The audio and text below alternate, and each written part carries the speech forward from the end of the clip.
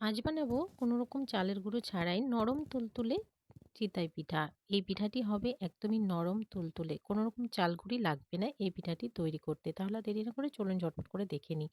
আজকের এই পিঠার রেসিপিটি তৈরি করার জন্য একটি পাত্রে নিয়ে নিচ্ছি ১.৫ কাপ পরিমাণ সুজি। সুজিতে জল দিয়ে এখানে ভিজিয়ে রেখে দিতে হবে সুজিটাকে প্রায় ১৫ থেকে ২০ মিনিটের জন্য। যেন সুজিটা খুব ভালোভাবে সফট হয়ে যায়। পুরোপুরি ১৫-২০ মিনিট পরে সুজিটাকে ঢাকাটা সরিয়ে খুব ভালো করে হ্যান্ড উইস্কের সাহায্যে মিশিয়ে নিতে হবে।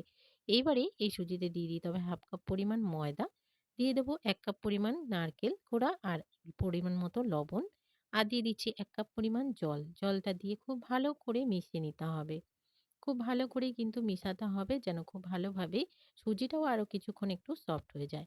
খুব ভালো করে মিশিয়ে নিয়ে ব্যাটারটাকে ঠিক এইরকম ঘনত্বে রাখতে হবে। এবারে এখানে দিয়ে দিচ্ছি 1/2 চামচ পরিমাণ বেকিং পাউডার। বেকিং পাউডারটা দিয়ে আবার একটু নাড়াচাড়া দিয়ে মিশিয়ে নিতে হবে। খুব বেশিক্ষণ কিন্তু আর ফেটানো যাবে না। এবারে এদিকে একটা আপ্পে প্যান বসিয়ে দিলাম আর একটুখানি তেল ব্রাশ করে নিলাম। এবারে অল্প, অল্প পরিমাণে ব্যাটারটা দিয়ে সম্পূর্ণ বাটিগুলোকে ভরে নিচ্ছি। বাটিগুলোকে ভরে নেওয়ার পরে কিছুক্ষণ ঢাকা দিয়ে রেখে দেবো ১-২ সেকেন্ডের জন্য। ১-২ সেকেন্ডের মধ্যে দেখবেন সম্পূর্ণ পিঠাগুলো তৈরি হয়ে গেছে। নামিয়ে নেব আর গরম, গরম গুড়ের সাথে সার্ভ করব। ভালো লাগলে লাইক করে শেয়ার করে দেবেন। টাটা।